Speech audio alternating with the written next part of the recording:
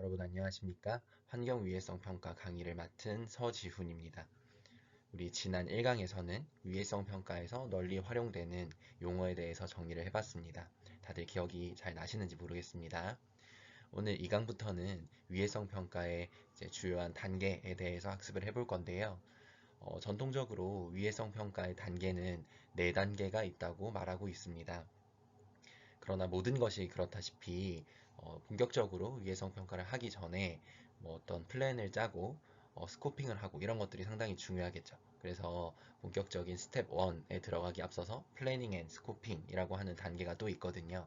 오늘은 그 단계에 대해서 집중적으로 좀 얘기를 해볼까 합니다.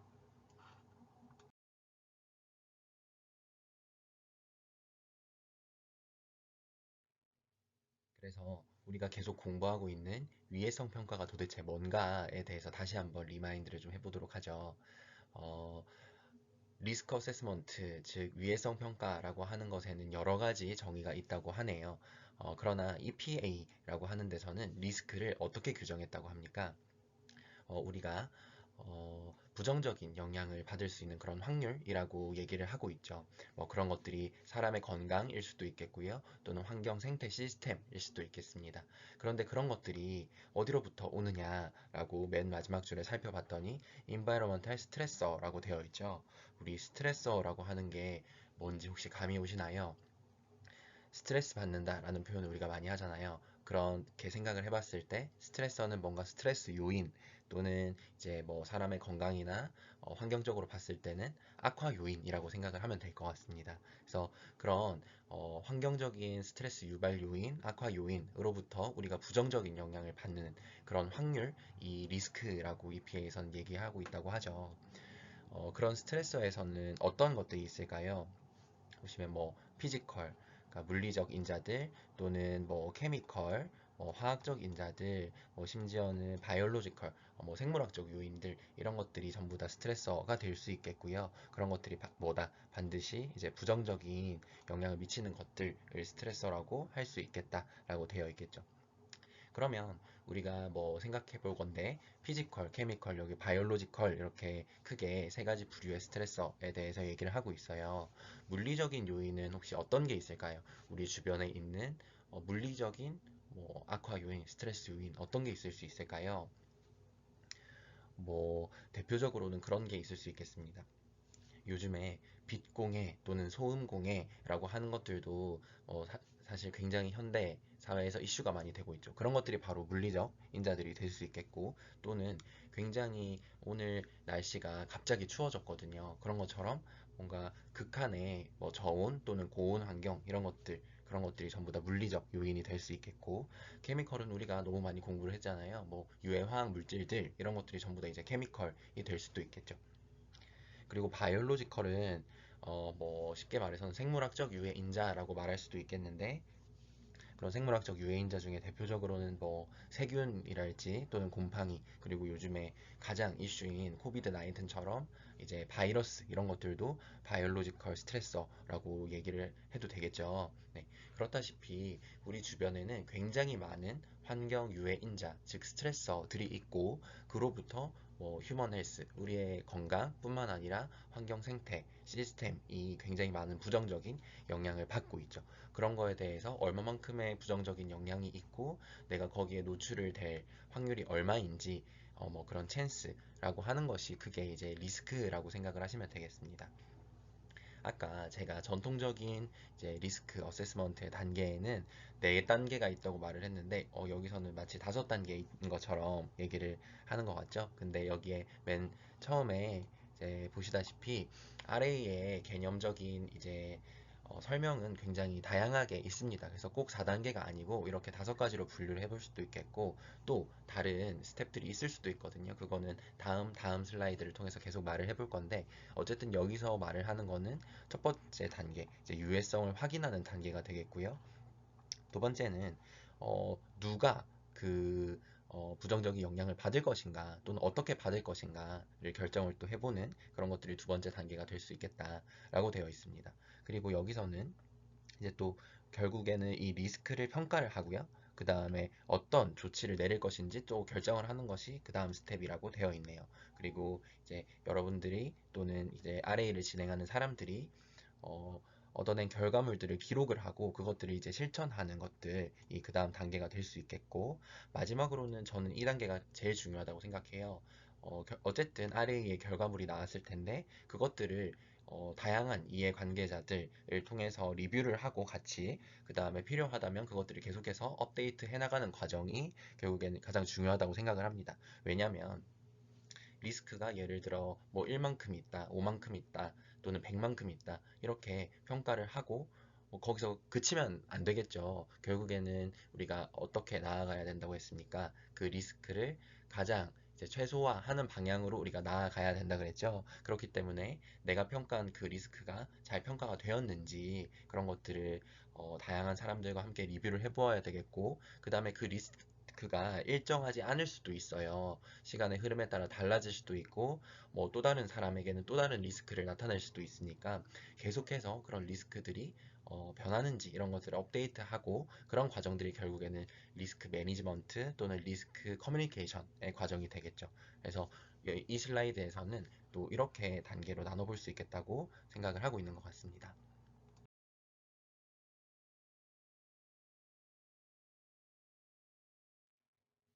제가 자료를 찾다 보니까 뭔가 시스템 공학, 시스템 설계 이런 쪽에서도 리스크 어세스먼트의 개념이 도입이 되고 있더라고요. 그래서 좀 재밌는 그림이어서 한번 들고 와봤습니다. 아까 얘기했다시피 뭐 리스크 단계는 전 슬라이드에서는 5단계로 나눴었고, 제가 전통적인 단계로는 4가지 단계가 있다고 했어요. 근데 또 여기서는 리스크 애널리시스, 분석, 그리고 어세스먼트, 평가, 그리고 매니지먼트, 관리 단계로 이렇게 크게 또 3가지의 개념으로 생각을 해볼 수 있는 것 같아요.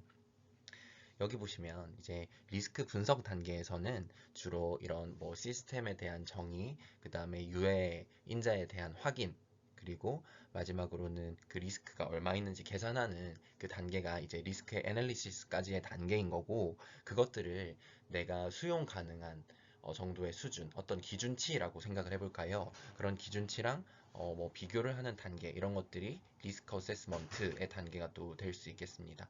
그리고 마지막으로는 코스트 베네핏이라고 해서 뭐 비용이나 또는 뭐 베네핏, 거기로부터 우리가 얻을 수 있는 이익 이런 것들을 같이 이제 평가를 해보는 단계가 있을 수 있겠고요. 그리고 마지막으로는 그 리스크를 결정하고 그 다음에 행동하고, 미티게이션이라고 하는 거는 완화 조치라고 생각을 하시면 될 것 같은데, 그 완화 조치까지의 또 개념을 합쳐서 이제 리스크 매니지먼트, 리스크 관리 단계라고 얘기를 해볼 수 있겠죠.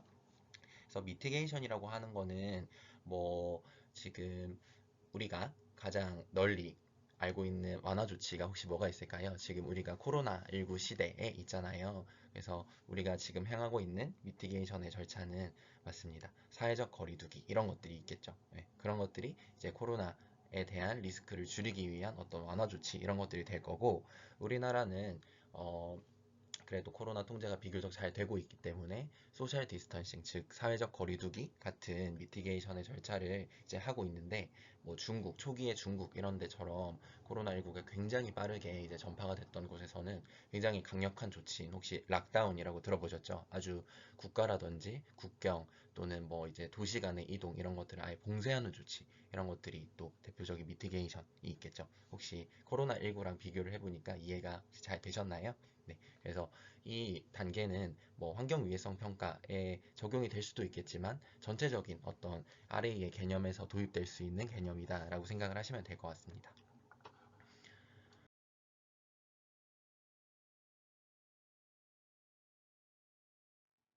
그래서 이제 본격적으로 RA의 단계에는 어떤 것들이 있는지에 대해서 얘기를 해볼 건데요. 제가 아까 말씀드렸다시피 고전적인 위해성 평가 과정이라고 이제 짜놓은 것이 크게 이제 4가지 단계가 있다라는 것을 볼 수 있겠죠.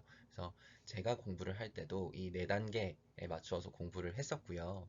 그리고 사실은 여러 가지 개념과 단계로 분류해 볼 수 있겠지만 이제 이게 전통의 방식이고, 그 다음에 이제 흐름에 맞춰서 가기에는 지금 이렇게 4단계로 분류해 놓는 게 제일 적절한 것 같아서 저도 강의를 드릴 때 이 4단계에 포커스를 맞춰서 좀 강의를 드리려고 합니다. 그래서 보시면은 첫 번째 단계는요, 유해성 확인 단계라고 생각을 하시면 될 것 같습니다. 그래서 어떤 오염물질, 폴루턴트라고 나와 있죠. 오염물질로 인해서 어떠한 건강 영향을 받을 수 있는지 뭐 이런 것들을 확인하는 절차가 유해성 확인 절차가 되겠고요. 그 다음에 옆에 보시면 도즈 리스폰스 어세스먼트라고 되어 있어서 우리가 1강에서 혹시 내적 용량 하면서 인터널 도즈라고 얘기를 했던 게 있어요. 도즈는 뭡니까? 내가 어떤 폴루턴트 오염물질로부터 노출되는 용량 뭐 이런 거라고 생각을 하면 되겠죠. 그래서 용량 그리고 리스판스는 반응이지 않습니까? 그래서 양 반응 평가, 정확히 말하면 내가 환경에 노출된 거기 때문에 노출 양 반응 평가라고 생각을 하시면 될 것 같습니다. 그래서 각기 다른 different exposure, 각기 다른 노출에서 내가 받게 되는 건강 영향은 무엇이 있고, 그 다음에 그 각기 다른 노출이라고 하는 것은 여기에 보이시는 도즈, 즉 용량이라고 생각을 하시면 될 텐데, 예를 들어 내가 A라는 물질에 1만큼 노출되었을 때, 그리고 5만큼 노출되었을 때, 10만큼 노출되었을 때, 뭐 환경 유해 인자라면 당연히 10만큼 노출된 게 가장 큰 영향을 일으킬 건데, 그 1, 뭐 2, 5, 10 이렇게 용량이 달라질 때 또 각 반응이 선형으로 나타날 수도 있고 곡선으로 나타날 수도 있고 또 다른 형태로 나타날 수도 있지 않겠습니까? 그래서 그런 노출 양반응 평가를 하는 게 2단계가 되겠고요. 그 다음에 밑에 같이 이제 이루어지는 단계가 exposure assessment라고 해서 노출 평가가 되겠죠. 노출 평가는 뭐냐면요. 여기 보시면 뭐 얼마나 많은 이제 how much 얼마나 많은 이제 유해 인자가 뭐 사람에게 노출이 될 것인지 그리고 그 노출이 되는 시간, 기간은 얼마나 될 것인지 또는 얼마만큼의 많은 사람들이 거기에 노출이 될 것인지 그러니까는 어떻게 보면은 위에 있는 양반응 평가는 노출량 자체와 어떤 반응에 대한 곡선으로 나타날 거고요. 익스포저 어세스먼트 밑에 있는 노출 평가는 굉장히 다양하게 나타날 수 있겠습니다. 사람마다 노출되는 시간도 다를 수도 있고 기간도 다를 수도 있고 그 다음에 사람마다 또 특성이 다르잖아요. 심지어는 키나 몸무게도 다르고 예를 들어서 우리가 호흡으로 노출되는 뭐 미세먼지라고 생각을 해보면 뭐 사람마다 호흡 양도 다를 거 아닙니까?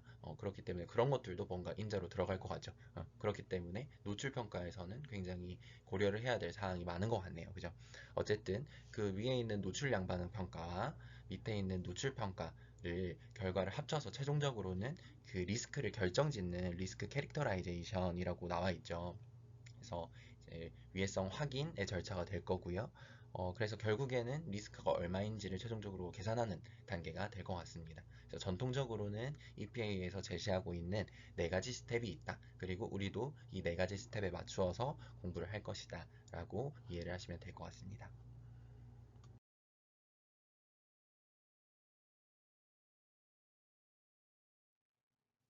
네, 그래서 이 리스크 어세스먼트는 굉장히 과학적인 과정이다 라고 되어 있는데 일반적으로 보았을 때 리스크는 아래 보이는 1번, 2번, 3번 세 가지 팩터에 달려 있다 라고 합니다. 하나씩 한번 살펴보도록 하죠. 첫 번째는 그 스트레서, 스트레스 유발 물질 또는 악화 요인 이런 것들이 얼마만큼 존재하는지 당연히 그게 제일 중요하겠죠. 왜냐하면 여기 보시면 환경 매체들이 여러 개가 있을 겁니다. 뭐 토양이 있을 수도 있고 물환경이 있을 수도 있고 또 대기, 뭐 공기 이런 게 있을 수 있는데 그 중에 얼마만큼 존재하는지 이게 리스크를 결정짓는 중요한 요인이 되겠죠. 미세먼지가 오늘은 별로 없어 보입니다만 뭐 봄철, 황사철 이럴 때는 굉장히 많아지죠. 예, 그렇기 때문에 당연히 황사철에는 그 미세먼지로 인한 리스크는 높아질 겁니다. 그러니까 그 환경 매체 중에 스트레서가 얼마만큼 있는지는 리스크를 결정짓는데 아주 중요한 역할을 하게 될 것이다.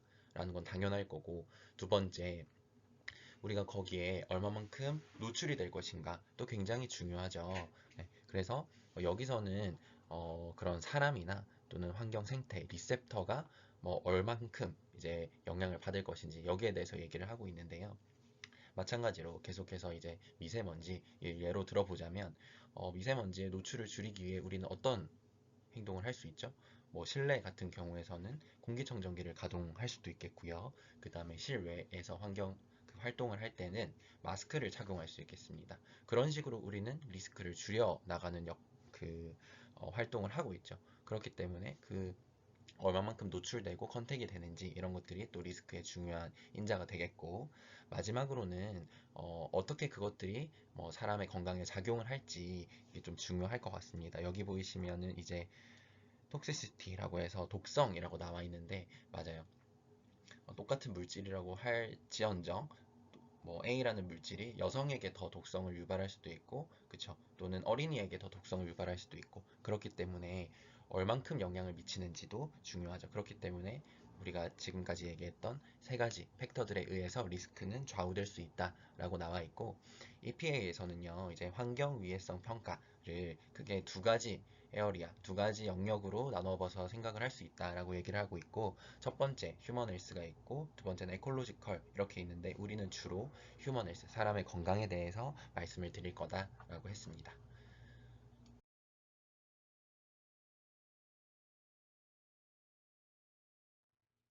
네, 그래서 인체 유해성 평가를 진행할 때 우리가 사전적으로 플래닝 앤 스코핑이라는 것을 이제 진행을 해야 된다라고 나와 있는데요. 모든 평가들은 사실 좋은 이제 계획으로부터 당연히 시작이 되어야 되겠죠. 무엇보다도 여러분들이 이제 고려를 해야 될 것은, 여기 보시면 그 리스크 어세스먼트를 하기 위한 목적, 왜 하는지, 그리고 범위, 어디까지 진행을 할 건지, 어떤 기술적 접근을 통해서 진행을 할 건지, 이런 것들을 고려를 해야 된다고 나와 있네요. 그래서 리스크 어세서라고 표현이 나와 있는데요. 이게 뭐냐면 리스크 어세스먼트를 진행하는 사람들이겠죠, 당연히. 그래서 여러분들이 앞으로는 이 수업 시간 계속해서 여러분들이 직접 리스크 어세서라고 생각을 하시면 좋을 것 같습니다. RA를 하는 사람들은 어, 지금 이제 아래로부터 얘기를 계속할 이런 것들에 대해서 먼저 질문을 던지고 고민을 한 다음에 이제 RA를 본격적으로 진행을 해야 된다는 거예요. 그래서 여기 보시면 첫 번째 질문 이겁니다. 누가, 그리고 무엇이, 어디에 이제 리스크가 있는지 이런 것들이 중요하겠죠. 그래서 여기 보시면 individual, 개인이 나와 있고요.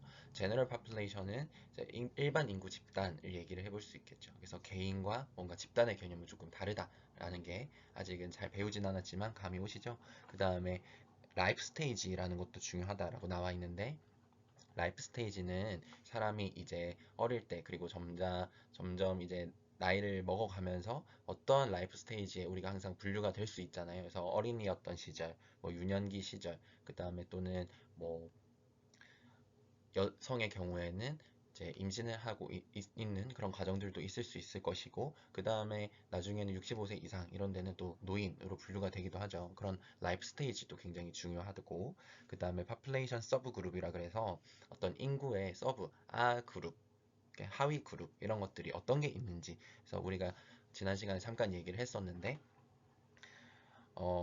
highly susceptible이라고 한다면 뭔가 민감도가 굉장히 높다라고 하는 걸 수 있겠죠. 여기서 말하는 민감도는 환경 오염에 민감하다라고 생각을 하시면 될 텐데, 여기 보시면 뭐 흔히 말하는 뭐 천식이라든지 또는 유전적 요인 등등 때문에 굉장히 어떤 오염에 민감한 집단, 이런 것들이 파퓰레이션 서브 그룹, 즉 민감 취약 계층이라고 얘기를 할 수 있겠어요. 사실은 이제 위에 나오는 라이프 스테이지에서 예시로 들었던 뭐 어린이라든지 그 다음에 이제 산모 영유아 이런 그룹들도 사실 민감 취약 계층으로 분류가 되거든요.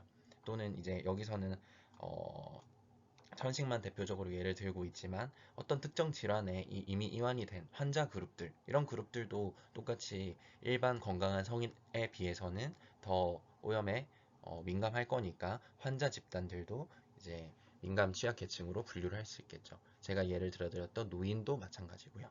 네. 또는 노출이 굉장히 심하게 되는, 높게 되는 그룹이 있을 수도 있겠네요. 노출이 어느 집단에서 심하게 될 수 있을까요? 뭐 어떤 그 사람이 살고 있는 지리적 특성, 지형적 특성 이런 것 때문에 노출이 많이 될 수도 있겠고, 또는 이제 뭐 성별에 따라 다를 수도 있겠고요. 또는 인종에 따라 다를 수도 있겠죠. 심지어는 뭐다, 어떤 경제적인 상황, 상태, 수준 이런 거에 따라서도 노출 수준이 달라질 수도 있겠다라고 얘기를 할 수 있는 거예요. 뭐 예를 들어서 그러니까 공기청정기 얘기를 잠깐 드렸는데, 미세먼지를 줄이기 위해서 우리나라는 막 공기청정기도 가동을 하고, 그쵸, 환기장치도 가동을 하고 그렇습니다. 하지만 뭔가 개발도상국, 아직 그런 뭐 공기청정기라든지 환기장치 이것들이 보급이 되어 있지 않는 나라에서는 그런 노출을 줄이기 위한 노력을 할 수도 없죠. 네, 그렇기 때문에 뭔가 더 노출이 많이 될 수 있겠다라고 생각을 해볼 수도 있겠어요. 맞나요? 그렇기 때문에 첫 번째로는 이런 질문들을 던져 보아야 된다라고 하는 거였습니다.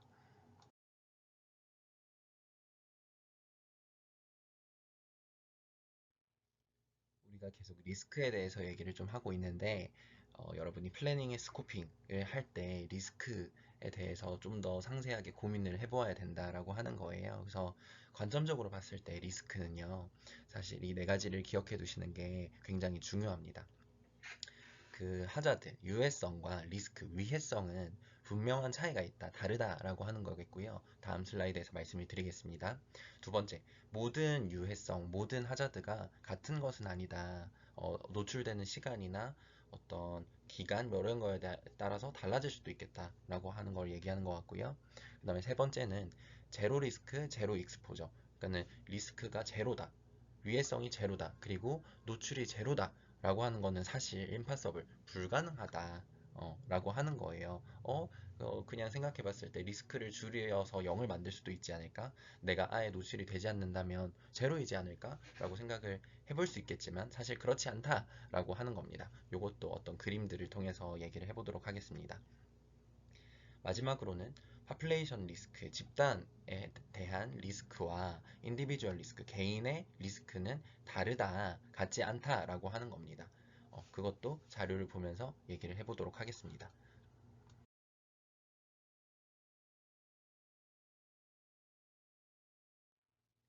아까 관점적으로 보았을 때 리스크가 첫 번째에서 얘기를 하고 있던 게 이제 하자드라는 것과 리스크는 엄연히 말해서 굉장한 차이가 있다라고 나와 있어요. 그러면서 뭔가 사진 자료가 있는데 여기 보시면은 상어인 것 같죠? 그림이. 네, 상어는 굉장히 유해한, 위험한 이제 동물이죠. 하지만 우리가 그 상어가 있는 바닷가에 가지 않는 이상, 그리고 그 안에서 수영을 굉장히 길게 하지 않는 이상, 우리는 상어에 대한 리스크는 없는 거라고 얘기를 할 수 있겠죠. 그렇기 때문에 하자드와 리스크는 다르다. 특히나 이제 리스크는 하자드와 더불어서 익스포저, 노출될 기회가 있어야 리스크가 비로소 생기는 거예요.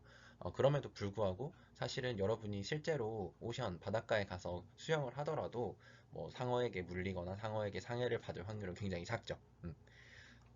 수식으로 조금 살펴볼까요? 여기 이제 probability, 어떤 확률이라든지 이펙트, 영향 이런 것들이 있어요. 그런 것들이 이제 하자드, 유해성이 될 수 있겠고요. 그 다음에 어떤 노출이라든지 개인의 민감도 이런 것들이 어떤 민감성을 좌지우지하는, 얼마나 취약한지 그런 것들을 좌지우지하는 또 팩터들이 될 수 있겠죠. 그런 것들을 모두 고려하는 것이 결국에는 리스크다라고 하는 겁니다. 그래서 쉽게 말해서는 제가 공부할 때 리스크는 하자드, 그러니까 유해성, 그리고 익스포저, 노출이 될 것인가의 함수로 나타낼 수 있겠다고 얘기를 했어요. 여기서도 보시면 유해성과 노출이 더해져야 반드시 비로소 리스크가 발생될 수 있다라고 되어 있죠. 밑에 보시면 제가 이제 또 자료를 찾다가 미국의 기업가인 것 같아요. 리드 오프만 씨가 얘기한 게 있어요. 어떻게 보면 아까 제로 리스크, 제로 익스포저는 없다라고 하는 것과 일맥상통하는 문장이 될 수도 있겠는데 모든 것에는 약간의 리스크가 항상 따르게 마련이다. 하지만 그게 중요한 게 아니라 가장 중요한 것은 여러분들이 그것을 어떻게 이제 헤쳐나갈 것인지, 그것들을 어떻게 조정해 나갈 것인지, 사실 그게 더 중요하다라고 얘기를 하는 거거든요. 역시 기업가적인 마인드죠. 앞으로 우리가 그 환경 중에서 우리 주변에서 정말 크게 작게 도사리고 있는 그런 리스크들을 어떻게 줄일 것인지 이런 것들에 대해서는 궁극적으로 얘기를 해볼 겁니다.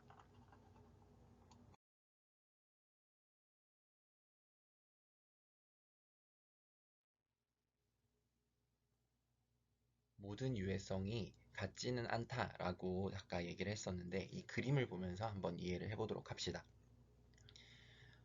여기 보시면 선 익스포저라고 나와 있고 뭐 이런 것들이 태양광, 자외선 노출이라고 생각을 해볼 수 있겠죠. 우리가 사실은 햇빛으로부터 자유로울 수가 없죠. 왜냐하면 바깥에 나가면 반드시 우리가 햇빛을 쏘이게 되어 있고 거기엔 자외선이 있고 그렇기 때문에 대부분의 인구 집단들이 아마 선 익스포저에 매일매일 항상 노출이 되어 있습니다. 그리고 그 심각도도 비교적 높다고 하네요. 뭐 예를 들어서 자외선에 많이 노출이 되는 경우 뭐 피부암 또는 뭐 안과 질환 이런 것들 유발될 수 있다라는 건 우리가 익히 알고 있잖아요. 그렇기 때문에 굉장히 그 영향을 받는 인구도 많으면서 그 심각도도 높은 이제 카테고리로 분류가 되고 있고, 비슷한 카테고리로 분류가 되고 있는 게 여기 흡연이라고 나와 있죠. 흡연도 많은 인구 집단에서 흡연 행위를 하고 있고, 그 흡연의 심각성에 대해서는 말하지 않아도 다들 알고 계실 것 같습니다. 그렇기 때문에 얘네들은 뭔가 영향을 받는 인구 집단도 높고 심각도도 높은 아주 리스크가 크다라고 판단이 될 수 있겠고, 정반대를 한번 가볼까요? 정반대로 가보면 재밌는 예시가 있어요. 매운 고추라고 한다면 뭐 매운 고추를 아예 먹지 않는 나라도 많고, 그리고 안 먹으면 되니까요. 그래서 그 매운 고추의 영향을 받을 수 있는 사람도 사실 적고, 그 다음에 그 심각도도 잠깐 뭐 혀가 매운 정도, 뭐 위에 자극성을 띠는 정도인 거지, 사망까지 가거나 어떤 심각한 질환을 유발하거나 그 정도의 CBRT는 가지고 있지 않죠. 예, 그렇기 때문에 정반대의 그룹으로 분류가 되고 있습니다. 나머지 것도 한번 살펴보면, 어떤 뭐 감기 바이러스나 어떤 뭐 수영장 또는 우리가 뭐 수돗물 이런 데 사용되는 그런 케미컬들은 비교적 많은 인구 집단이 노출이 된다고 할 수는 있지만, 그로 인해서 막 심각한 아주 상해를 입는 정도는 이제 굉장히 드물죠. 물론 뭐 감기로 사망하는 경우도 있을 수 있겠지만, 위에 보이는 그런 이제 리스크들에 비해서는 좀 작게 평가를 받을 수 있겠다라고 하는 거고, 옆에 보시면 또 이제 마지막 남은 쪽, 이제 오큐페이셔널 하자드는 여러분들 그 직업 또는 작업 환경 이런 데서 나타날 수 있는 그런 특수성 때문에 뭔가 노출되는 인구 집단은 굉장히 작은 특정 그룹에게만 일어날 수 있지만, 그 심각도는 굉장히 높을 수 있다라고 분류가 되고 있죠. 알레르기도 마찬가지고요. 그래서 우리는 사실은 우리가 관심 있는 뭐 하자드에만 조금 관심을 가지는 경우가 있죠. 저도 물론 마찬가지입니다. 아까 예를 들어보면 뭐 저는 뭐 수영이라든지 뭐 바닷가에 가는 것을 크게 즐기지 않아요. 그렇기 때문에 뭔가 바닷가 또는 뭐 수영장, 뭐 물가에서 일어날 수 있는 그런 리스크들은 저한테는 사실 크진 않거든요. 제가 생각할 때는. 그렇기 때문에 저는 거기에 주의를 기울이지는 않습니다. 그렇다시피 여러분들도 내가 하는 특정한 활동, 그리고 하지 않는 특정한 활동 이런 것들이 있으실 것이고, 나는 특정한 그 하자드에만 관심을 이제 가질 경향이 있을 수도 있다라는 거예요. 그리고 또 우리가 이런 것들을 정량적으로 정성적으로 사실 평가를 해보진 않잖아요, 실생활에서. 그렇기 때문에 모든 리스크는 뭐 비슷하지 않을까, 뭐 어느 게 더 심각한 리스크이고 어떤 것은 좀 무시할 만한 리스크인지 이런 것들에 대해서 우리가 우선순위를 매기진 않죠. 그렇기 때문에 비슷하게 생각하는 경향이 있지만, 여기 이제 그림에서 보시다시피 모든 유해성은 굉장히 다르고 리스크도 굉장히 다르다라고 하는 겁니다. 그래서 여기 맨 마지막에 보시면 그 심각도도 굉장히 다르죠. 그냥 뭐 단기적인 아주 잠깐의 뭐 피부 자극성 이런 걸 수도 있겠고, 그런 심각도가 가장 심하다. 헬스 리스크로 봤을 때 가장 심한 건 뭐예요? 사망이겠죠. 굉장히 단순한 것부터 그냥 별거 아닌 잠깐의 그런 스킨 이리테이션 정도에서 사망까지 이르는 굉장히 다양한 정도의 심각도가 있다라고 하는 겁니다.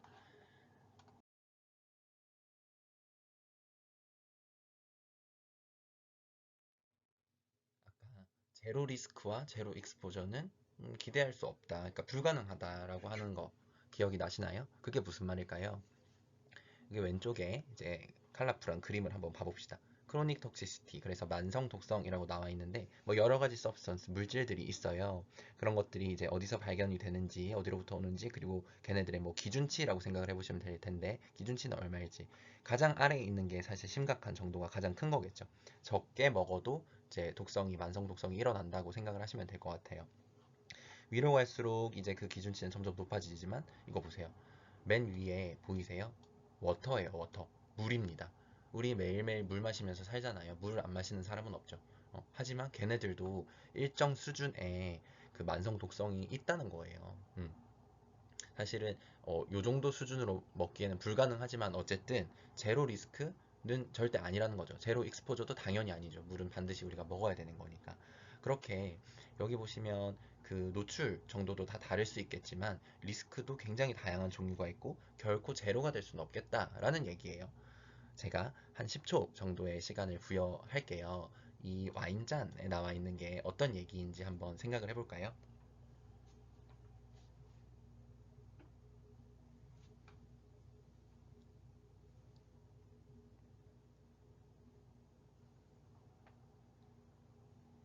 네. 우리가 항상 뭐 야채라든지 과일 이런 거 먹을 때 주로 이제 부모님, 어머님들이 농약에 대한 걱정을 조금 하시는 분들도 많죠. 왜냐면 뭐 잔류 농약이 있을 수 있다 이런 것 때문에. 그래서 우리가 그런 식품으로부터 우리가 섭취할 수 있는 뭔가 살충제, 뭐 그런 것들, 농약 성분들이라고 생각을 해본다면 그런 것들이 어떤 수준과 비슷하대요.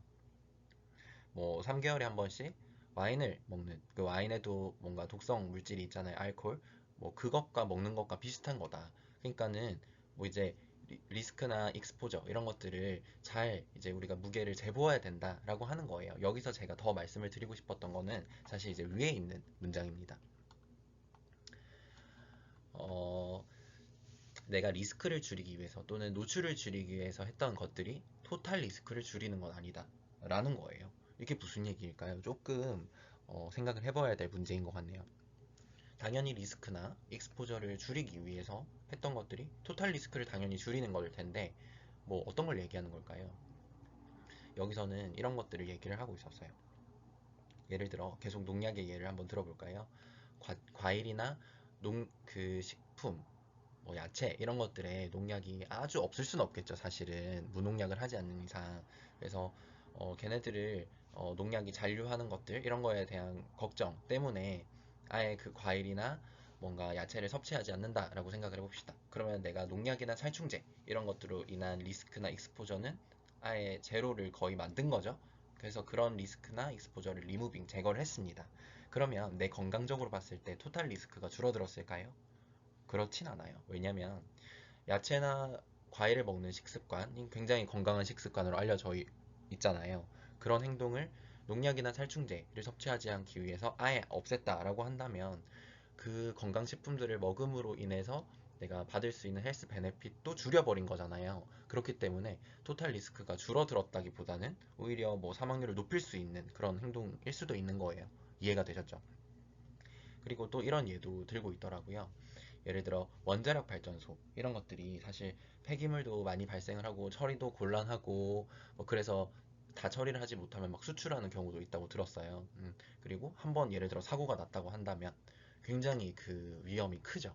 예, 지금 일본에서도 그 사고가 원전 사고가 일어난 지 한참이 지났지만 아직까지도 그런 피해들이 있잖아요. 그런 것처럼 원전은 굉장히 어, 에너지 발전 효율도 높으면서도 리스크가 크다라고 할 수도 있겠어요. 그런데 그런 리스크를 줄이기 위해서 우리가 원전은 아예 없애버리고 예를 들어 뭐 화력 발전을 다 한다. 뭐라고 생각을 해본다면 이거는 제 의견이 아니라 여기에 있었던 자료를 만든 사람들의 예였어요. 참고하시면 될 것 같고 뭐 대기 오염이 더 증가할 수도 있겠죠. 왜냐하면 원자력 발전보다는 그 화력 발전, 뭐 석탄 발전 이런 것들이 더 대기 오염 물질을 많이 배출시킬 수 있으니까요.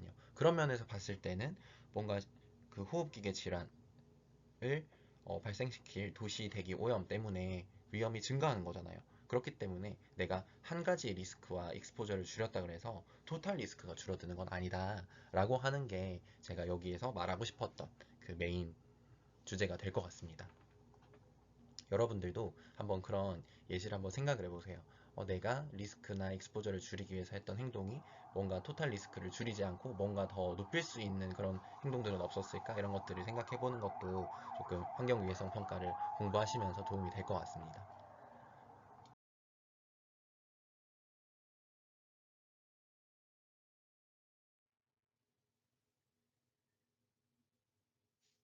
아까 집단 위험, population 리스크와 개인 위험, individual 리스크는 같지 않다, 다르다라고 얘기를 했어요. 이 표를 보시면 이해가 빠를 것 같은데 여기에 파란 색깔 사람들 한번 볼까요? 프로텍티브 지노타입이라고 한다면 뭔가 질병에서 뭔가 거기에 보호할 수 있는 그런 유전적 형질을 가졌다고 하면 될까요? 그런 사람들이 있다고 쳐봅시다. 제너럴 파퓰레이션에서 그런 프로텍티브 지노타입을 가진 유형의 사람들이 5명이 있었네요. 근데 결국에는 먼 시간이 지나서 나중에 봤더니 건강한 사람이 하나, 둘, 셋, 넷, 네 명이고요. 그 다음에 질환에 걸린 사람이 한 명이에요. 그 어떤 디지즈의 프로텍티브한 지노타입을 가지고 있음에도 불구하고. 이해가 되셨습니까? 그 다음 페이지에서 어떤 얘기를 하는지 한번 살펴볼까요?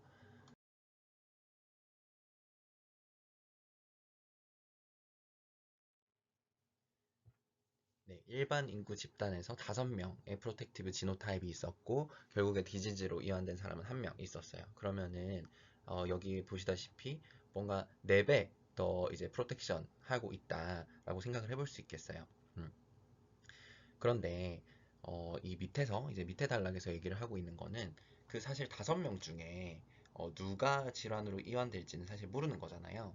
그렇기 때문에 제네럴 파퓰레이션에서의 뭔가 디지즈의 확률은 이제 프로텍티브 지노타입인 사람들만 봤을 때 5분의 1이다라고 평가를 할 수 있겠지만 사실은 이제 질환에 이완된 사람은 100%인 거죠. 자기가 질환에 걸렸으니까.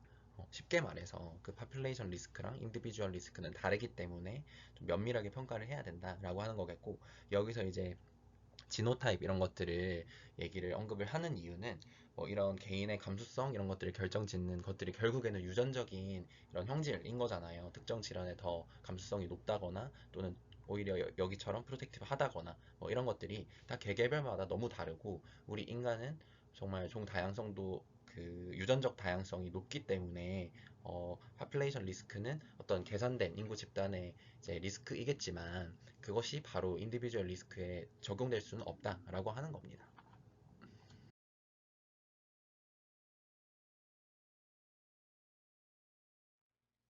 그래서 우리가 직접적으로 RA를 수행해 보진 않았지만 얘기만 들어도 굉장히 복잡하죠. 네, 그래서 우리가 그 환경 위해성 평가를 할 때 수집하는 자료 중에 대부분을 이제 역학 자료 조사를 가지고 이제 판단을 하게 될 텐데, 그런 역학이라고 하는 것은요 굉장히 복잡하다라고 하는 겁니다.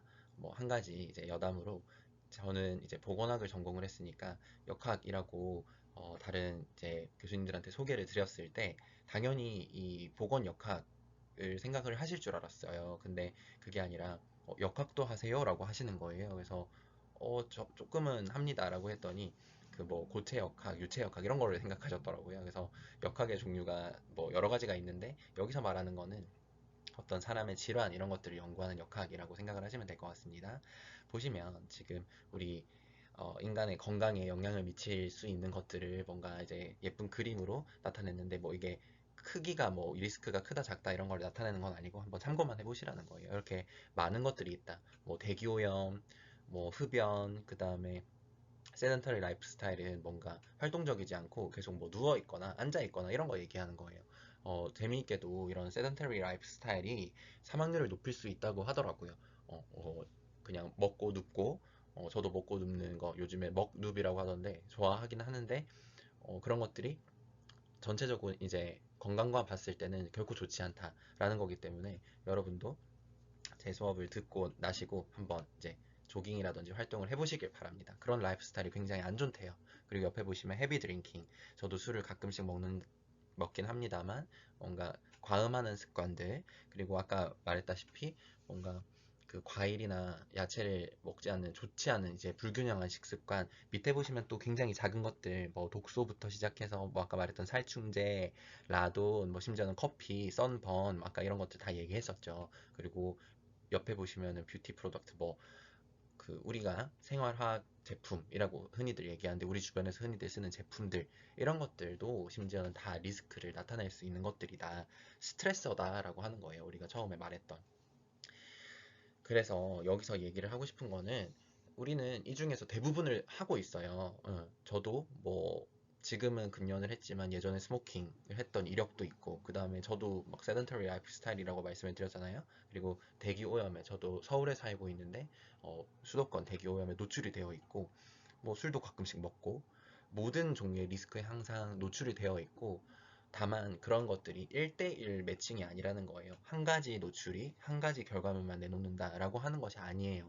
어, 여러 가지의 노출이 여러 가지의 건강 영향을 나타내죠. 그렇기 때문에 역학은 굉장히 어렵다. 하지만 우리가 어쨌든 RA를 수행하기 위해서는 그런 역학 자료들을 아주 면밀하게 비판적으로 검토를 한 다음에 가져와서 이제 수행을 하게 되거든요. 그것은 이제 뭐 1단계 하자드 아이덴티피케이션 하면서 조금 더 정확하게 말씀을 자세히 드릴 수 있을 것 같습니다.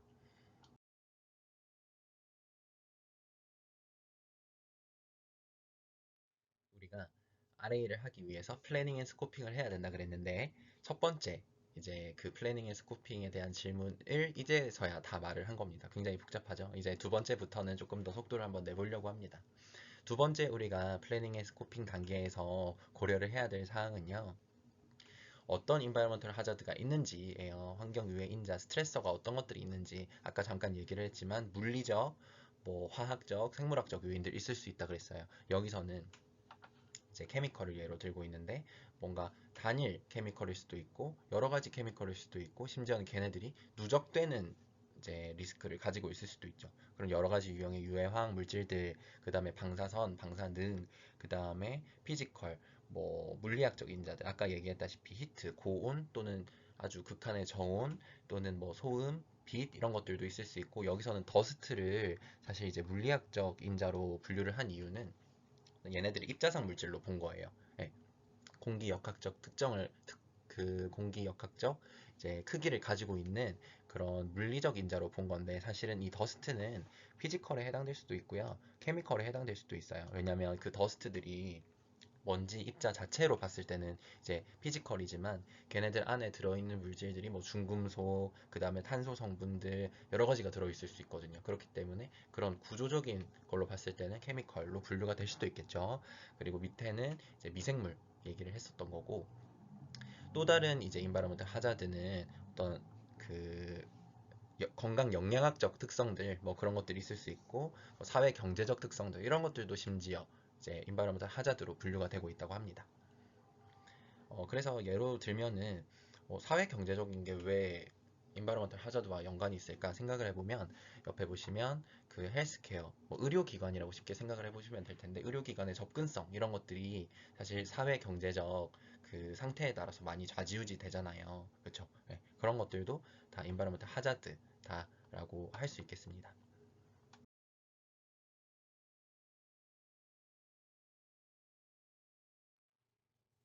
그래서 WHO에서 제시하고 있는 어떤 environmental health 환경 보건학적으로 봤을 때 유해 인자들, environmental hazard들을 쭉 나열을 해놓은 겁니다.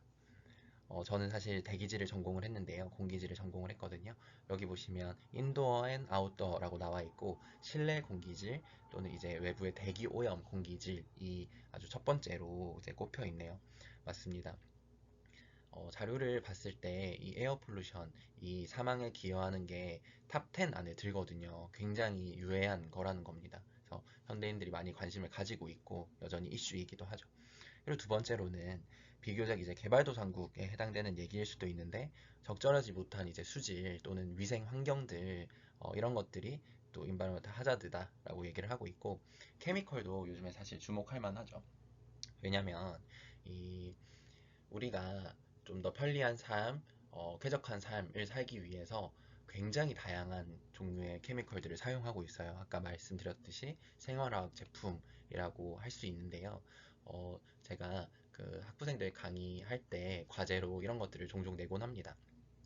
내가 일어나서 아침에 기상을 해서 저녁에 취침, 잠자리에 들기 전까지 노출되었던 생활화학 제품들에서 들에 대해서 조금 생각을 해보고, 그 중에 좀 관심 있는 제품에 대해서 조사를 해보아라. 그 중에 어떤 이제 케미컬들이 있는지를 조사를 해보아라. 라는 걸 과제로 종종 내는데, 여러분들도 지금 저랑 이제 오픈 플랫폼으로 만나고 있기 때문에 과제를 따로 드리진 않겠지만, 한번 그렇게 생각을 해보는 것도 재밌을 것 같아요.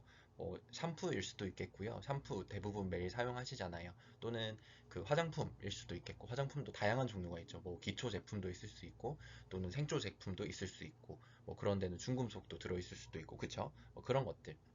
또는 뭐 이슈가 되었던 가습기 살균제처럼 뭔가 첨가하는 물질들, 이런 것들도 전부 다 케미컬이잖아요. 어, 1년에 굉장히 많은 종류의 신규 이제 화학 물질들이 조제되고 합성되고 있다고 합니다. 그렇듯이 어떤 이제 케미컬들, 밑에 보시면 또 바이올로지컬 이렇게 나와 있는데, 그런 물질들 이런 것들이 굉장히 우리의 건강을 위협하는 물질들이 될 수 있겠죠. 그리고 뭐 라디에이션 이런 것들은 뭐 강조를 아무리 해도 지나치지 않죠. 뭐 예를 들어 아까 말씀드렸던 어떤 뭐 일본에서도 이런 이슈가 굉장히 많이 있고 최근에 뭐 심지어는 침대에서도 라돈이 발생하고 있다. 그리고 뭐 지하 공간 이런 데서 라돈 많이 발생되고 있다라고 하잖아요. 말씀드렸던 뭔가 그 노이즈도 WHO에서도 굉장히 심각한 하자드로 인식을 하고 있네요. 뭐 우리가 흔히 말하는 층간소음 이런 것들 있잖아요. 층간소음이 뭐 당연히 건강과도 영향이 있고 특히나 뭐 정신 건강 이런 것들과도 영향이 있을 수 있겠습니다. 그리고 오큐페이셔널 리스크 어떤 작업 환경 나의 직업 때문에 나타날 수 있는 그런 그 리스크들 있을 수 있겠고요. 그 다음에는 뭐 농작업 이런 데서 생길 수 있는 뭐 아까 말씀드렸던 살충제 뭐 이런 것들 농약 이런 것들 그 다음에 그 빌트 인바이러먼트라고 해서 저는 요것도 좀 관심이 있는데 어떻게 보면은 실내 공기질을 좌우할 수 있는 게 또 빌트 인바이러먼트 아니겠습니까? 그래서 내가 또 주로 거주하고 생활하고 있는 공간이 인도어고요. 여러분들 한번 생각해 보세요. 오늘의 하루를 쭉 돌아보신다면 실외 공간에서 머무르는 게 길었습니까? 아니면 실내가 길었습니까? 뭐 실외가 기신 분들도 물론 있겠습니다만 저 같은 경우는 대부분 실내 공간에서 이제 지내고 있고 지금 강의도 연구실에서 하고 있기 때문에 8, 90% 이상의 시간을 저는 사실 실내에서 보내는 것 같거든요. 그래서 실내 환경도 굉장히 중요하다라는 것을 알고 가셨으면 좋겠고 요즘에 또 핫 이슈인 클라이밋 체인지 예전에는 지구 온난화라고 했는데 요즘에는 그런 것보다 더 큰 개념으로 기후 변화 클라이밋 체인지라고 얘기를 하죠. 이런 것들도 휴먼 헬스 리스크에 이제 관여하는 여러 가지 하자드가 될 수 있겠습니다.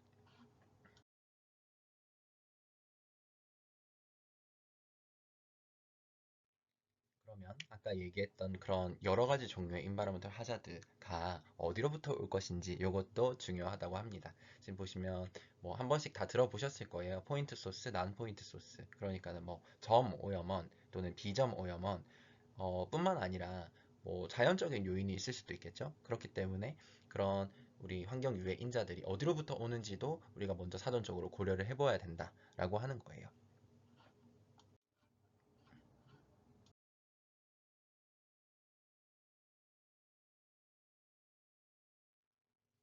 또 굉장히 중요한 것이 그런 노출들이 어떻게 일어나는지가 굉장히 중요하겠죠. 그래서 여기 보시면 두 가지 관점으로 이제 패스웨이의 관점, 루트의 관점이 있는데요. 패스웨이는 이제 그 오염 물질들이 어디를 통해서 들어오느냐라고 하는 거예요. 에어, 뭐 공기, 그 다음에 지표수 또는 지하수 이런 것들이 있을 수 있겠고요. 그 다음에 이제 뭐 토양 오염, 그 다음에 폐기물들, 그 다음에 뭐 식품들, 또는 식품이 아니지만 우리가 뭐 소비하는 그런 제품들 또는 심지어 의약품들 이런 곳으로부터 이제 우리가 노출이 될 수 있겠다라고 하는 거고 또 밑에 보시면 또 노출 경로이긴 합니다만 조금 다른 개념으로 이제 우리가 크게 세 가지가 있다고 배웠어요. 그래서 인제스천 이제 구강으로 섭취해서 들어오는 경우 그 다음에 컨택트 위드 스킨이라고 해서 더멀 그러니까 피부로서의 접촉이 있을 수 있겠고 이날레이션은 호흡이 되겠죠. 그리고 여기서는 또 다른 예시로 뭔가 그 직접적으로 인제스처는 아니지만 핸드 투 마우스라고 해서 손을 입에다 가져다 가는 습관들 이런 것들도 심지어는 노출 경로가 될 수 있겠다라고 했었고 제가 또 다른 예시로는 인젝션이라고 해서 주사 주입 이런 것들을 통한 노출이 있을 수도 있겠다라고 얘기를 했습니다. 그러므로 이런 익스포저들이 어떻게 일어나는지를 먼저 플래닝 앤 스코픽 단계에서 생각을 해보는 게 굉장히 중요하겠죠.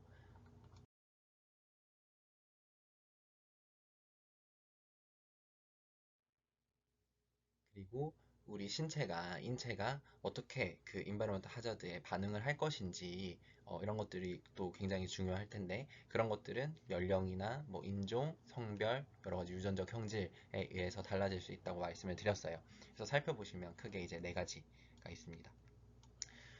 우리 인체가 그 유해 인자를 얼마만큼 흡수를 할 것인지 인가 중요한 것 같고 그 다음에 두 번째로는 그 유해 인자들이 흡수가 되었는데 뭐 그 인체 한 군데에 머무르진 않을 거 아니에요. 대부분은 뭐 여기엔 트래블이라고 표현을 했는데 이제 이동을 할 거예요. 분포를 하게 된다라는 얘기겠죠. 그 다음에 그 분포된 물질들이 어쨌든 우리 신체는 기본적으로 그 독성 물질들을 줄여 나가는 과정을 거칠 텐데 어떻게 메타볼리즘 대사가 될 것인지 중요하죠. 그 다음에 마지막으로는 그것들을 어떻게 배출시키는지 그게 이렇게가 중요하다라고 하는 겁니다.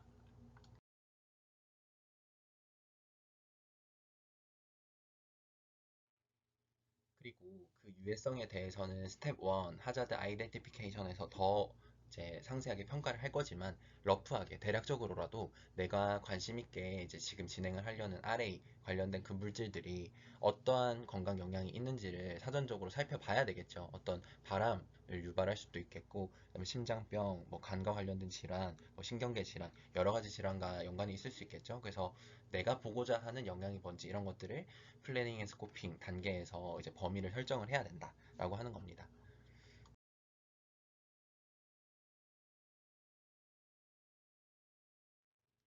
네. 플래닝 스코핑 단계에서 드디어 마지막 이제 질문이 되겠습니다.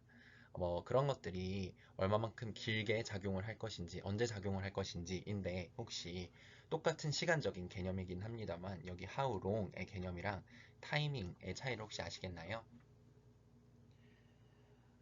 어, how long이라고 한다면 얼마만큼 길게인 거잖아요. 그래서 에이큐트라고 한다면 어떤 급성이고요. 그 다음에 크로닉은 만성이고 서브 크로닉은 당연히 뭐 아만성이겠고 그 다음에 마지막은 간헐적 노출이 될 수 있겠어요. 그러니까 노출이 아주 몇 시간 이내 또는 뭐 하루 이내 이런 식으로 짧게 이루어진다면 급성 독성이라고 할 수 있겠고 그거보다 좀 길고 뭔가 한 달, 심지어는 그 이상 어떤 라이프 타임 전체를 보았을 때 만성적으로 노출되는 거는 크로닉이라고 할 수 있겠죠. 여기 보시면은 서브 크로닉은 어떤 우리의 생애를 보았을 때 10%보다 좀 적은 시간대를 따지는 거는 서브 크로닉이라고 하고요. 그 다음에 몇 년 이상이라고 한다면 크로닉이라고 한다고 하네요. 그리고 4번은 간헐적인 노출이라고 그랬어요. 혹시 여러분이 뭐 급성이나 만성은 알겠어. 급성은 이제 아주 단기간에 대부분 뭐 고농도 이런 식으로 노출이 되는 경우가 급성이 되겠고 만성은 내 생애 동안에 계속해서 축적될 수 있는 그런 영향들인 것 같은데 간헐적인 혹시 노출은 뭐가 있을까요? 제가 질문을 던졌을 때 이제 강좌를 듣는 분들이 재밌는 답변을 해줬는데 우주 방사선이라는 얘기를 하더라고요. 그렇죠, 맞죠. 왜냐하면 우주 방사선은 흔히 우리가 비행하면서 노출이 된다고 이제 이해하면 되는데 우리가 뭐 비행기를 자주 타시는 분도 있으실 거고 거의 안 타는 분도 있으실 텐데 저도 비행기를 자주 타는 편은 아닙니다만 뭐 해외 학회가 있을 때 이럴 때 비행기를 타고 반드시 이동을 해야 되잖아요. 그럴 때 우리가 간헐적으로 우주 방사선에 노출이 되죠. 그러니까 항상 우리는 우주 방사선에 노출은 되어 있지만 여러 가지 대기의 완충 작용 때문에 아주 작은 영향을 받고 있지만 우리가 이제 비행기를 타고 높게 올라가면 비교적 많은 수준의 우주 방사선에 노출이 된다고 그래요. 그런 게 바로 이제 간헐적 노출의 예가 될 수 있겠죠. 그리고 타이밍이라고 한다는 것은 그 노출이 언제 일어나는지예요. 아까 말했던 뭐 라이프 스테이지 있을 수도 있겠고요. 그래서 여기 보시면은 뭐 발달 단계에서 일어날 수도 있겠고 또는 뭐 어릴 때 또는 이제 나이가 먹어가면서 그러니까는 그 노출이 1번 하우롱은 얼마만큼 긴지 기간에 대한 얘기인 것 같고요. 타이밍은 시점에 대한 얘기인 것 같아요. 언제 노출이 될 것인가. 그래서 그런 것들이 이제 플래닝 앤 스코핑 단계에서 마지막으로 우리가 고려를 해봐야 될 중요한 문제이다라고 하는 것이죠.